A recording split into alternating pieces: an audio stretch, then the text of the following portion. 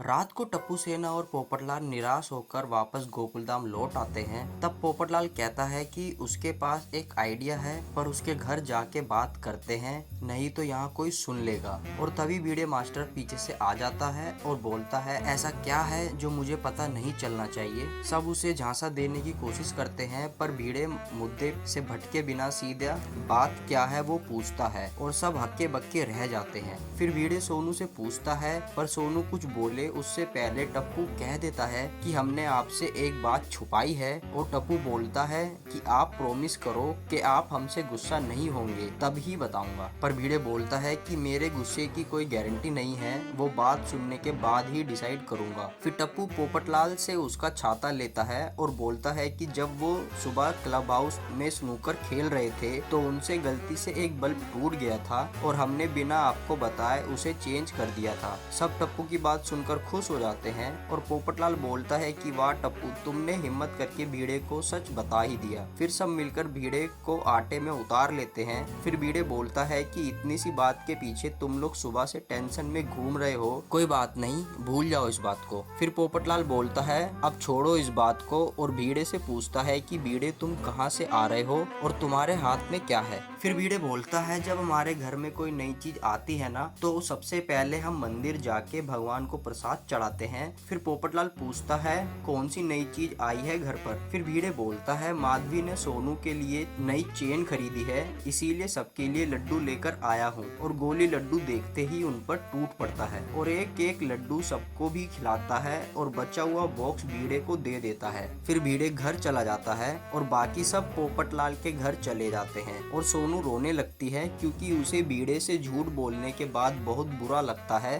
पर टप्पू सोनू को समझाता है कि सोनू, भिड़े अंकल को कुछ पता नहीं चलेगा, हम कैसे भी करके कल उस स्कैमर को पकड़ लेंगे। फिर पोपटलाल सबको आइडिया बताता है कि वो दुकान वाला सीसीटीवी फुटेज सिर्फ पुलिस वाले को दिखाएगा। अगर हम में से कोई पुलिस वाला बनकर उस दुकान पर चला जाए तो अपना काम हो जाएगा। पर टप्पू सेना मना करती है और बोलती है ये तो बहुत रिस्की है, अगर पकड़े गए तो बहुत बुरा फंस जाएंगे। पर पोपटलाल बोलता है कि उसके अलावा कोई और ऑप्शन भी नहीं है हमारे पास, इसीलिए जल्दी सोचो ये करना है या नहीं। टप्पू सेना पोपटलाल का आइडिया मान लेती है और बोलती है पुलिस वाला बनेगा कौन। फिर पोपटलाल बोलता है कि हमें इस प्लान में पुरुष मंडली को भी इन्वॉल्व करना पड़ेगा, उनमें से ही कोई पुलिस वाला बनेगा और मैं सबसे बात करता हूँ कि कोई भिड़े को इस बारे में ना बताए। फिर टप्पू सेना पोपटलाल के घर से फ्रेश होने अपने अपने घर चली जाती है। फिर पोपटलाल सबसे पहले जेठालाल को फोन करता है और उसे बिना कुछ बताए और भिड़े से छुपके अपने घर आने के लिए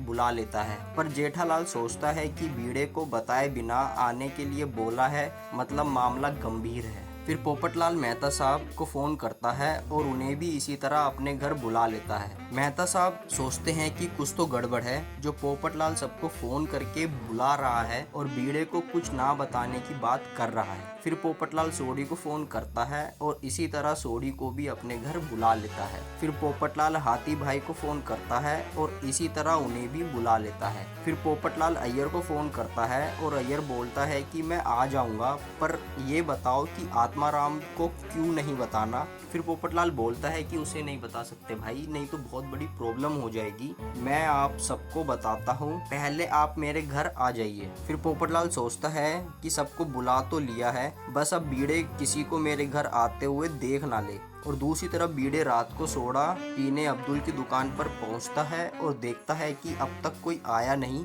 सोडा पीने। और भिड़े ने अब्दुल से कहकर सबके लिए आइसक्रीम भी मंगवाई है क्योंकि माधवी ने अपने पैसों से सोनू के लिए सोने की चेन खरीदी है। ये बात सुन के अब्दुल का मुंह उतर जाता है क्योंकि उसे सब सच पता है। फिर भिड़े और अब्दुल सबके आने का वेट करते हैं और दूसरी तरफ टप्पू सेना और पोपटलाल के घर पर पुरुष मंडली के आने का वेट कर रहे होते हैं। और तभी पुरुष मंडली पोपटलाल के घर आ जाती है और पूछती है क्या हुआ पोपटलाल, हम सबको इस तरह क्यों बुलाया। फिर पोपटलाल सबको बिठाता है और जेठालाल सबसे पहले उससे पूछता है कि तुमने भिड़े को क्यों नहीं बुलाया, ऐसी क्या बात है जो उससे छुपानी है। फिर पोपटलाल बोलता है कि सब बताता हूँ, पर एक बात गांठ बांध लो कि आज की मीटिंग में जो भी बात यहाँ होगी उसके बारे में भिड़े को कुछ पता नहीं चलना चाहिए। फिर जेठालाल बोलता है कि जो बताना है जल्दी बताओ, अब टेंशन हो रहा है। पर सब पोपटलाल से यही बोलते हैं। तभी पोपटलाल का फोन आता है और वो फोन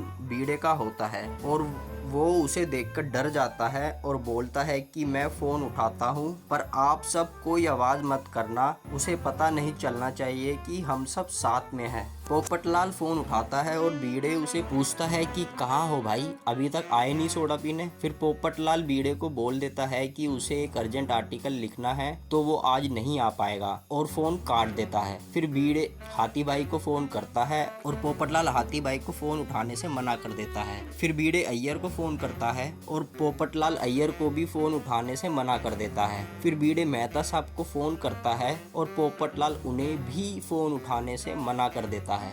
और ये एपिसोड यहीं ख़त्म हो जाता है। पोपटलाल अपनी बात किसी को फ़िलहाल तो नहीं बता पाता, पर अब आगे क्या होगा, कैसे पोपटलाल अपनी बात सबको बताएगा और कैसे स्कैमर का पता चलेगा, ये जानने के लिए बस आप हमारे चैनल के साथ जुड़े रहिए। Thank you for watching.